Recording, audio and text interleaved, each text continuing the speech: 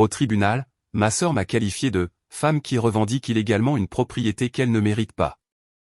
Elle exigeait les 2 résidences secondaires que je possédais, et le juge et l'avocat qu'elle connaissait étaient convaincus de ma culpabilité. Mais la déclaration finale de mon avocat a complètement renversé la situation. Cette villa a été achetée avec de l'argent qu'elle a obtenu frauduleusement. De l'argent qu'elle a volé à notre famille. J'ai parfaitement le droit de le reprendre. Le cri strident qui déchira le silence de la salle d'audience appartenait à ma sœur, Carole. Sa voix résonna contre le haut plafond, frappant mes tympans comme une fanfare discordante. Je restais assise tranquillement à la table de la défense et observais simplement la scène se dérouler. Le juge Valois, assis à son banc, aurait dû frapper de son marteau et appeler à l'ordre. Pourtant, il resta étrangement silencieux. En fait, le regard qu'il adressa à Carole était presque tendre, comme un grand-père regardant avec indulgence sa petite-fille faire un caprice. Mais dès que son regard se posa sur moi, il devint aussi froid et impitoyable que la glace. Accusée Hélène Dubois. L'accusation de la plaignante est extrêmement sérieuse. Si vous avez détourné des biens familiaux communs et les avez utilisés à des fins personnelles pour acheter une propriété, cela va bien au-delà d'un simple litige civil. Sa voix était basse et lourde, portant le poids du jugement. L'atmosphère dans la salle d'audience donnait l'impression que le verdict avait déjà été rendu. La galerie était bondée de badauds locaux, sans doute convoqués par Carole via les réseaux sociaux, dont les yeux me jaugeaient comme si j'étais une traîtresse avide, une sorcière qui avait trahi sa famille. À côté de moi, mon avocat, maître Bernard Marchand, laissait sa plume glisser légèrement sur son bloc-notes, le seul son sensé dans toute la pièce. Sans me regarder, il murmura « Pas encore ». Je pris une profonde inspiration. Ce qui emplit mes poumons était cette odeur familière des salles d'audience, vieux papier, poussière, et l'odeur stérile mais putride de la malveillance humaine concentrée. À la barre des témoins, Carole tamponnait ses yeux avec un mouchoir, essuyant des larmes parfaitement calculées. Son jeu d'actrice aurait pu tromper un juré des Césars. Votre honneur, ma sœur n'a aucun droit de posséder cette propriété. Tout ce qu'elle possède a été construit sur de l'argent sale. Le précieux héritage que notre grand-père nous a laissé. Sa voix se brisa, une performance sans faille. Jusqu'à ce moment, je ne pense pas avoir vraiment compris comment les liens du sang peuvent devenir la lame la plus acérée de toutes. Ce spectacle judiciaire n'était pas seulement une lutte pour des biens. C'était un grand rituel malveillant conçu pour nier toute ma vie et la traîner dans la boue. Ma vie n'avait jamais été la sombre conspiration décrite par Carole. Mon champ de bataille était loin d'ici, Paris, le seul endroit où mon talent pouvait respirer librement, sans contrainte de personne. Hélène, es-tu une machine ou quelque chose comme ça? Tu vas t'effondrer si tu ne prends pas une pause de temps en temps. Un collègue m'avait dit cela juste avant de m'entraîner pour la première fois dans une station de ski à Courchevel, dans les Alpes. Là-bas, je suis resté sans voix. Un monde d'argent et de neige. Au moment où j'ai inhalé cet air vif et glacial, j'ai senti un déclic en moi.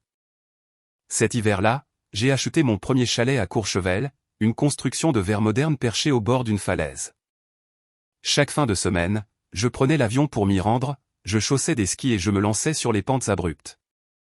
La sensation de fendre le vent et de maîtriser la gravité ressemblait étrangement à celle de naviguer sur les fluctuations du marché. Personne n'était là, juste moi, la montagne et une liberté écrasante.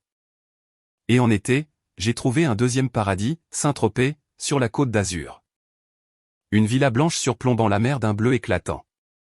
Là, je me suis consacré à la plongée sous-marine. Sous l'eau, tout le bruit du monde disparaissait. Tout ce que je pouvais entendre était ma propre respiration et le doux éclatement des bulles. Au milieu des bancs de poissons colorés, je pouvais redevenir rien de plus qu'une créature vivante. Ces 2 résidences étaient des sanctuaires, des lieux que j'avais gagnés par mes propres moyens, où je pouvais rester entièrement moi-même. La paix fut brisée un week-end d'hiver alors que je séjournais au chalet de Courchevel. Le silence que je chérissais le plus fut anéanti par la sonnerie stridente de la porte. Quand j'ai ouvert, une rafale d'air froid est entrée, accompagnée d'un nuage de parfum entêtant. Eh bien, c'est donc ici que tu te cachais, Hélène. C'était ma sœur, Carole. Elle entra de force sans attendre ma réponse, traversant bruyamment le salon dans ses bottes à plateforme comme si l'endroit lui appartenait. Je n'avais aucune idée de comment elle avait trouvé cet endroit, mais un seul regard sur son air obsessionnel m'a fait comprendre qu'elle s'était moquée des méthodes utilisées. Debout au centre de la pièce, elle balaya lentement du regard le plafond à double hauteur, les canapés italiens et l'art contemporain sur les murs comme si elle évaluait chaque article. Belle vue, jolie cheminée. Mais ce tapis, quel mauvais goût. Si je vivais ici, je le remplacerais par quelque chose de plus lumineux. Qu'est-ce que tu fais ici, Carole? Pars, ou j'appelle la gendarmerie pour violation de propriété, dis-je froidement. Elle eut un reniflement ennuyé en réponse. Violation de propriété? Pourquoi serais-je accusé de violation de propriété alors que je viens simplement voir ma propriété? Elle se tourna lentement vers moi, ses lèvres se tordant en un sourire. Il n'y avait aucune trace d'affection fraternelle dans ses yeux. Ce qui s'y trouvait était un sentiment de supériorité incompréhensible et une certitude d'un noir absolu. Ne me dis pas que tu penses vraiment être talentueuse. Toi, banale, lente, et toujours traînant derrière moi comme une petite ombre pathétique. Quelqu'un comme toi ne pourrait jamais s'offrir un chalet comme celui-ci par ses propres moyens. J'ai bâti ma carrière à la défense. N'ose pas me mentir, son cri fit vibrer les vitres. Il est impossible que tu aies acheté cet endroit avec ton propre argent. Tu as dépensé l'héritage de grand-père dans notre dos, n'est-ce pas? Tu as dû trouver un compte secret et tout voler. Cet endroit a été acheté avec l'argent de la famille, ce qui signifie que ce chalet nous appartient. J'étais si stupéfaite que je ne pouvais pas parler. Notre grand-père avait été un modeste horloger. Son patrimoine se composait d'une vieille maison et d'un modeste compte d'épargne. Il n'y avait pas de fortune secrète, pas d'actifs cachés valant des millions. Son accusation était un pur délire. Mais les yeux injectés de sang de Carole montraient qu'elle croyait à ce délire avec une certitude terrifiante. Cet argent aurait dû être géré par moi, la fille aînée, pas par une petite sœur incompétente comme toi. Je suis l'héritière légitime de la famille Dubois, ce qui signifie que ce chalet a été acheté avec mon argent. Donc, c'est ma maison. Même après avoir forcé Carole à sortir, l'écho de sa malveillance persistait. Et quelques semaines plus tard, cette malveillance est arrivée à mon bureau sous la forme d'un document officiel. Ma secrétaire, l'air nerveux, me tendit une épaisse enveloppe. L'expéditeur, tribunal de grande instance de Grenoble. À l'intérieur se trouvait une plainte intitulée « Requête en restitution pour enrichissement sans cause et pétition en confirmation de propriété immobilière ». La plaignante était Carole Dubois, son avocat, maître Victor Jourdan, un avocat local dont je n'avais jamais entendu parler. En lisant le contenu, ma colère fit place au vertige. C'était une œuvre de fiction. L'accusée Hélène, après le décès de son grand-père, a retiré illégalement des liquidités et des métaux précieux d'une valeur de plusieurs millions d'euros de la succession, les soustrayant à la plaignante. Le chalet en question a été acheté en utilisant ces actifs détournés. Il n'y avait pas la moindre preuve, juste la conviction tordue de Carole que sa sœur ne pouvait absolument pas réussir par elle-même, suivie du saut logique absurde que, par conséquent, il devait y avoir de l'argent. N'importe quel juge censé aurait rejeté la plainte dès la première audience, mais l'affaire avait été acceptée.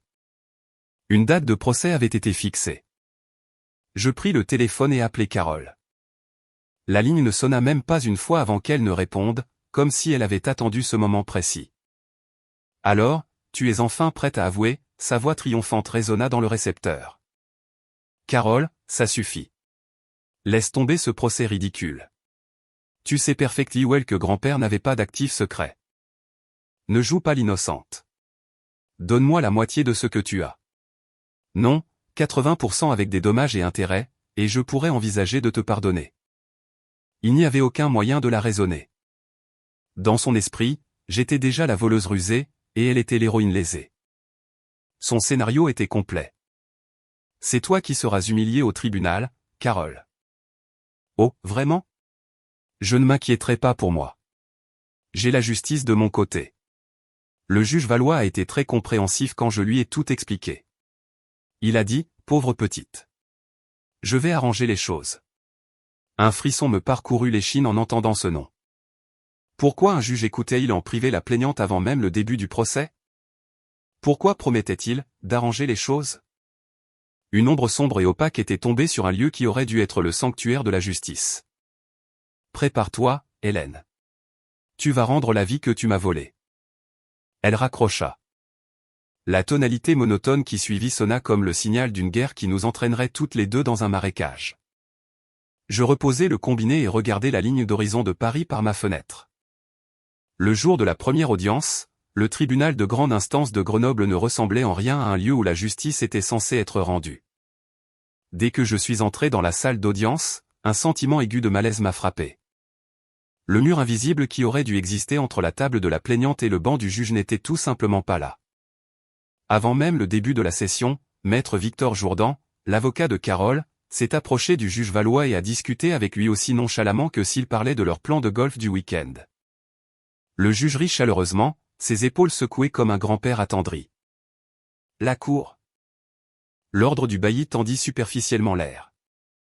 Une fois l'audience commencée, la salle d'audience se transforma en une scène exclusivement montée pour le one-woman show de Carole. Votre honneur, ma cliente, Carole, a souffert pendant des années à cause de la mauvaise conduite de sa sœur. Elle se présente devant vous aujourd'hui non pas pour de l'argent, mais pour restaurer les liens familiaux qui ont été brisés et pour réclamer justice. Lorsque maître Jourdan parlait avec des gestes exagérés, Carole se couvrait le visage d'un mouchoir au moment opportun, laissant échapper de doux sanglots. C'était une piètre performance. Je me suis immédiatement levé pour objecter. Objection. La plaignante n'a présenté aucun élément objectif, silence.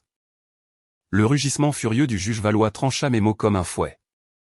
Le sourire amical de tout à l'heure avait disparu. À sa place se trouvait un dégoût manifeste dirigé droit sur moi. Accusé, vous n'avez pas la permission de parler. C'est la première fois que je rencontre mademoiselle Carole, mais son plaidoyer sincère m'a ému, dit-il avec une solennité si exagérée qu'elle en était presque théâtrale. J'ai l'intention de rester impartial, bien sûr, mais les affaires de famille ne peuvent pas être mesurées uniquement par des chiffres et des documents.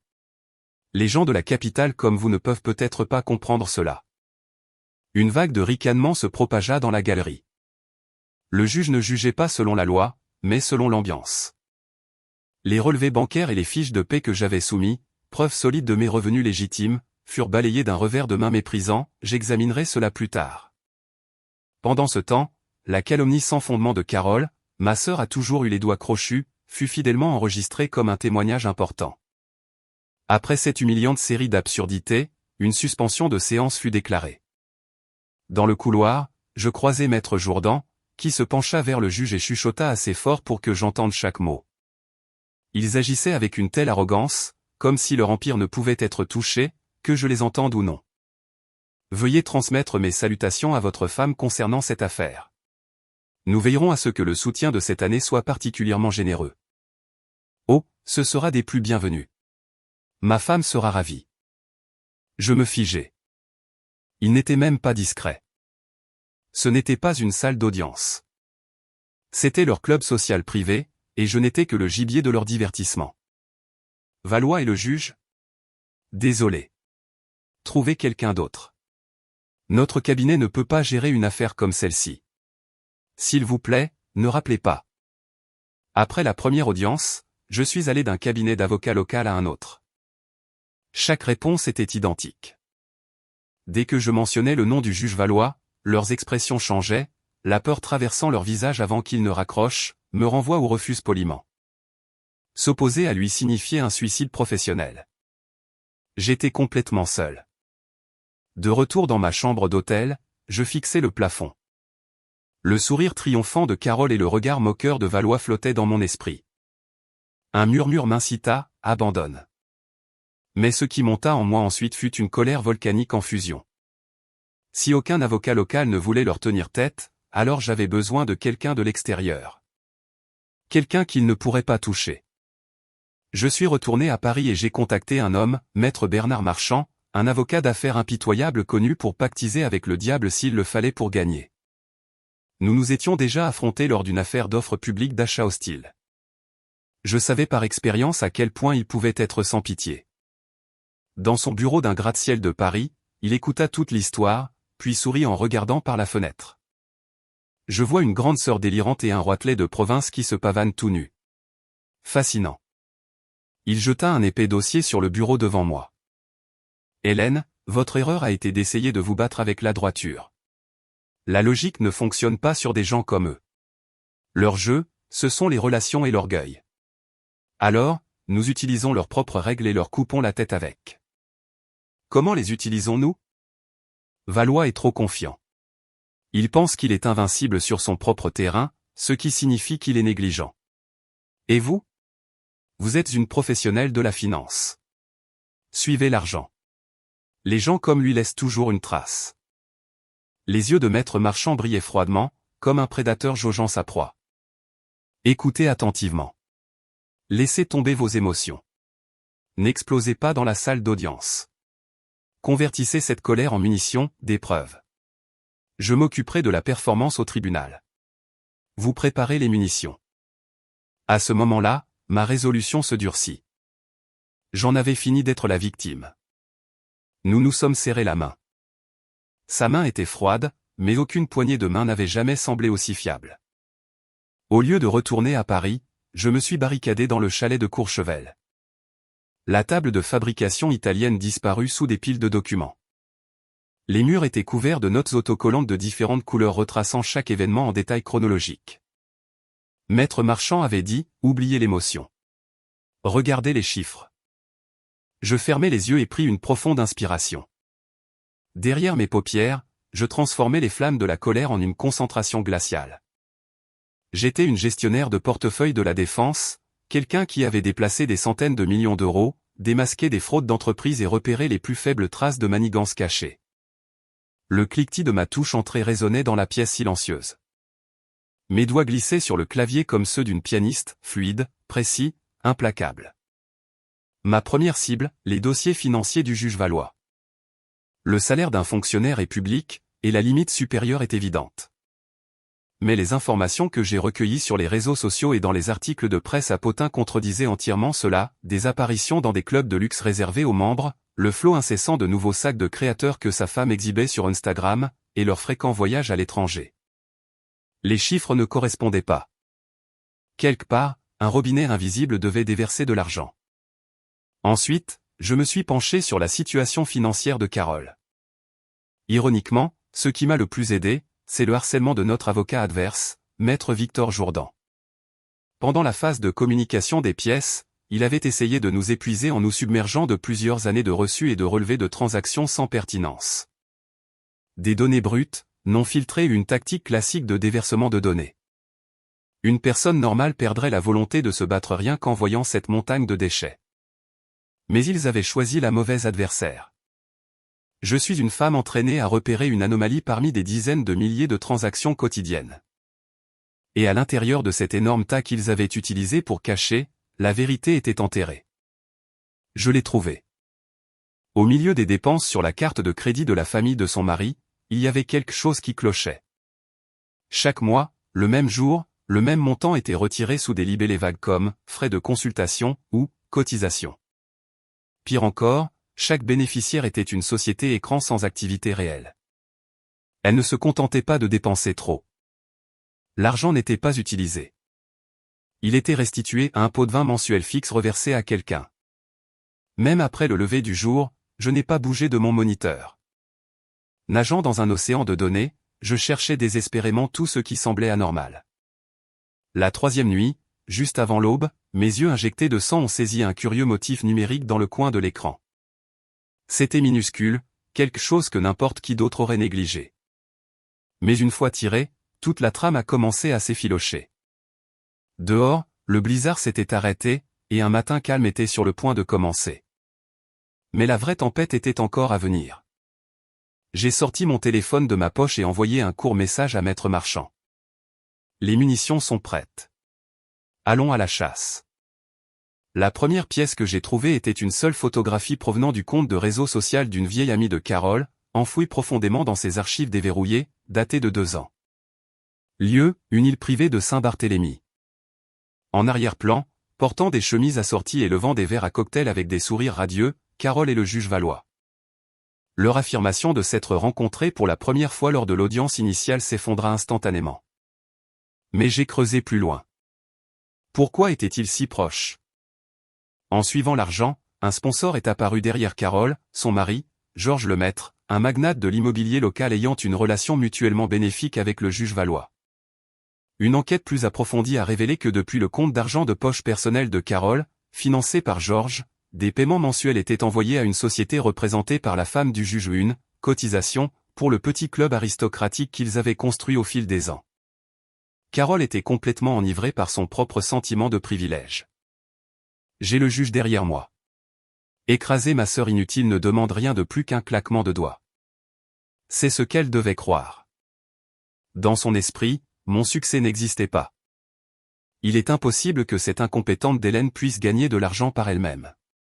Elle a dû voler l'héritage. C'était la seule façon pour elle de traiter la réalité. Par conséquent, elle croyait vraiment que me punir et tout saisir était justice. Finalement, j'ai baissé les yeux sur le dernier document que j'avais en main, un certificat d'enregistrement de cheval de course manquant sur la liste des actifs du juge. Nom, Justice d'Or. Propriétaire listé, le juge et la société de Georges. J'ai laissé échapper un rire sec. Justice d'Or, hein? L'ironie était stupéfiante. Il possédait en copropriété un cheval de course coûteux, se partageant les frais d'entretien et les gains. Un conflit d'intérêts flagrant. Un partenaire commercial présidant le procès de son propre partenaire. Échec et mat, Carole. Sous la lampe de bureau, je fixais les preuves imprimées. Baignées d'une lumière bleu pâle, ces feuilles de papier n'étaient plus de simples papiers. C'était la lame de la guillotine qui allait sectionner leur vie sociale. Le matin de la bataille finale, j'ai bu un café noir plus fort que d'habitude et j'ai ajusté le col de mon tailleur devant le miroir. La femme qui s'y reflétait n'était plus une jeune sœur effrayée. Elle ressemblait à un soldat se dirigeant vers le champ de bataille. Sur le chemin du palais de justice, Maître Marchand était assis sur le siège passager, feuilletant une pile de documents et sifflotant joyeusement. « Écoutez, Hélène, vous n'êtes pas la star aujourd'hui. Ce sont les preuves. Tout ce que vous avez à faire, c'est de profiter du spectacle aux premières loges. » En voyant son sourire intrépide, les battements dans ma poitrine se sont calmés pour devenir un rythme régulier et stable. Quand nous sommes entrés dans la salle d'audience, le même air stagnant pesait comme toujours.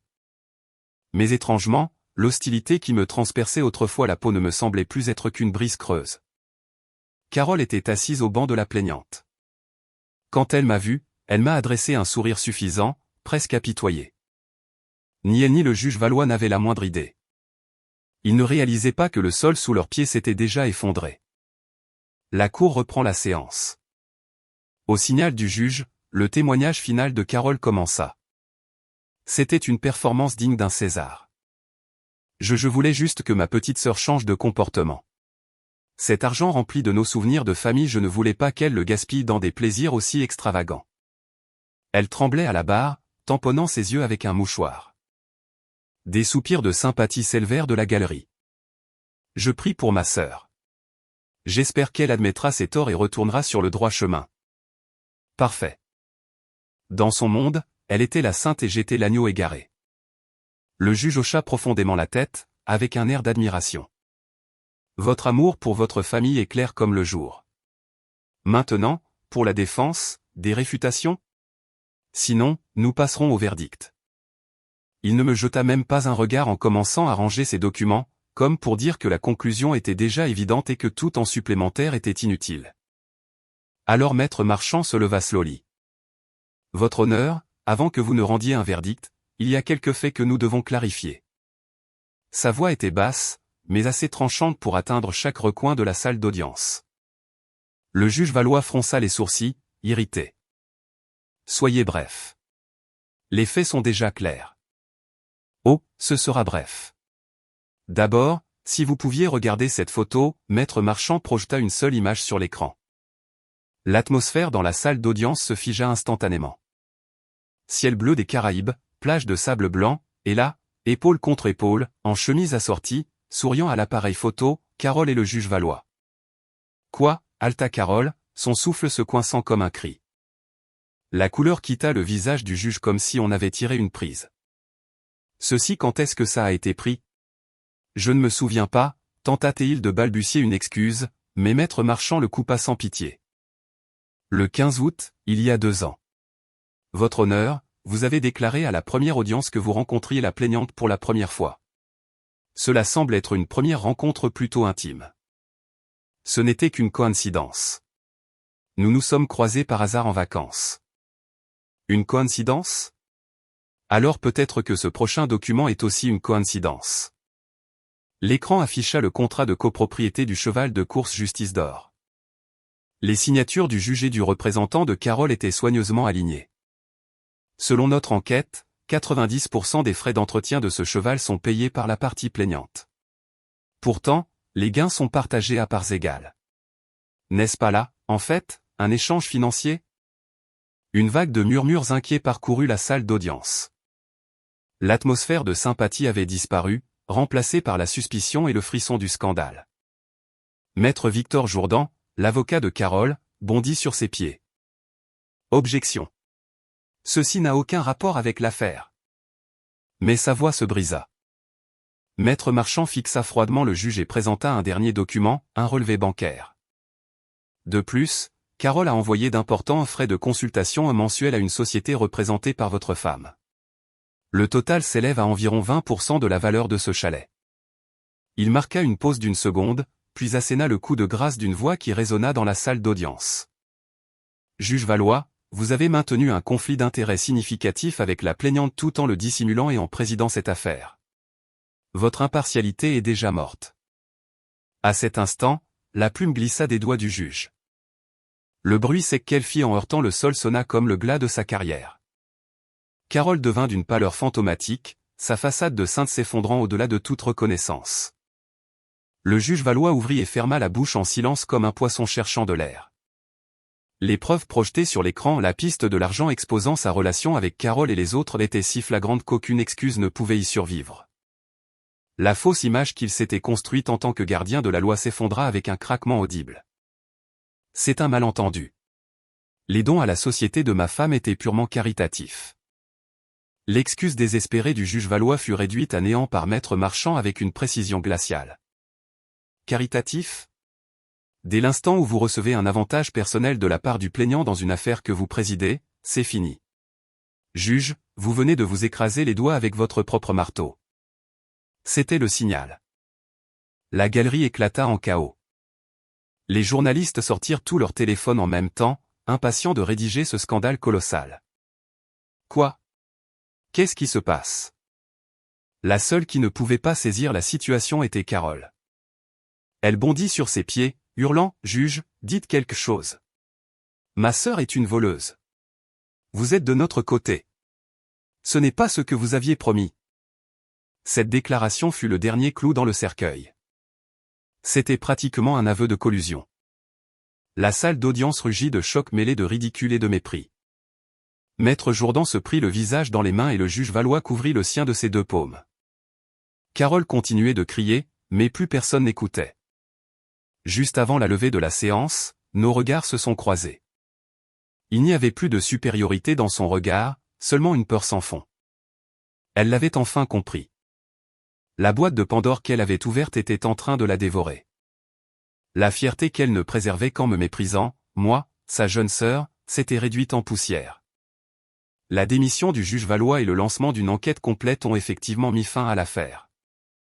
Ma victoire était certaine, et plus rien ne menaçait ma propriété des résidences secondaires. Quelques mois plus tard, les informations étaient inondées de reportages. L'ancien juge Valois fut arrêté pour corruption, et Georges Lemaître, le mari de Carole et son co-conspirateur, fut arrêté peu après. Son empire immobilier s'effondra sous le poids de la corruption révélée. Et pour Carole, une réalité plus dure l'attendait. Pour sa propre survie, Georges affirma « Ma femme a agi entièrement seule », et lui envoya les papiers du divorce depuis la prison. Leurs biens étant gelés, elle ne verrait même pas un centime de la transaction. Ce qui lui restait n'était pas son statut privilégié. Au lieu de cela, elle devait faire face aux lourds frais de justice qui m'avaient été accordés après sa défaite, et à la montagne de dettes de cartes de crédit qu'elle avait accumulées par ses dépenses inconsidérées. Surtout, les énormes amendes punitives imposées par le tribunal pour avoir intenté un procès malveillant et frauduleux. Je suis retourné à mon chalet de Courchevel pour la première fois depuis un moment. Assise devant la cheminée, j'ai lu le dernier rapport de Maître Marchand. Carole était maintenant sans soutien, noyée sous des dettes qu'elle ne pourrait jamais rembourser. Son dernier bien, la maison d'enfance que nous avions héritée de notre grand-père où elle vivait, était sur le point d'être saisie par les créanciers et mis aux enchères. J'ai pris mon téléphone et j'ai appelé Maître Marchand. Lancez la procédure. Avant qu'elle ne soit vendue aux enchères, je vais acheter cette maison. Êtes-vous sérieuse, Hélène? Elle a essayé de vous détruire. Même si vous l'achetez, elle ne pourra pas payer le loyer. Ce n'est pas grave. Je ne veux pas que sa famille soit à la rue. Je la laisserai y vivre. Vous êtes soit trop gentille, soit trop cruelle. Dites-lui ceci, la nouvelle propriétaire de cette maison est Hélène Dubois. Et si elle ne veut pas être mise à la porte, elle a intérêt à vivre modestement. Quelques heures plus tard, mon téléphone a vibré. C'était Carole. J'ai hésité avant de répondre. Mais la voix qui est parvenue n'était pas l'hystérie stridente dont je me souvenais. Elle était faible, tremblante. Pourquoi? Après tout ce que j'ai fait, pourquoi sauverais-tu la maison? Ne te méprends pas, Carole. Je ne te donne pas la maison. Elle est à moi maintenant. Je fixais les flammes en parlant. Calme, mais sans pitié. Tu es seulement autorisé à vivre dans ma maison. Considère cela comme une dette qui ne disparaîtra jamais. Chaque jour que tu vivras sous ce toit, souviens-toi de ta propre impuissance et de qui te laisse en vie. Penses-tu toujours que mon succès était frauduleux? Un long silence suivit. Puis elle parla enfin, la voix brisée. Non. J'avais juste peur. Si j'admettais que tu avais réussi par toi-même, alors tout ce à quoi je m'accrochais en tant que sœur aînée s'effondrerait. J'avais besoin que tu sois inutile pour ne pas avoir à affronter le fait que c'était moi la faible. Je ne voulais pas le voir. Te mépriser était la seule façon de me maintenir. Je suis tellement désolé. Je suis vraiment, vraiment désolé, Hélène. À l'autre bout du fil, Carole s'effondra en larmes. Ce n'était pas de la jalousie. C'était le son de quelqu'un écrasé par le poids de sa propre bêtise. J'accepte tes excuses. Maintenant, vis simplement ta vie avec gratitude pour le toit que tu as sur la tête. J'ai mis fin à l'appel avec ces quelques mots. Les choses ne reviendraient jamais.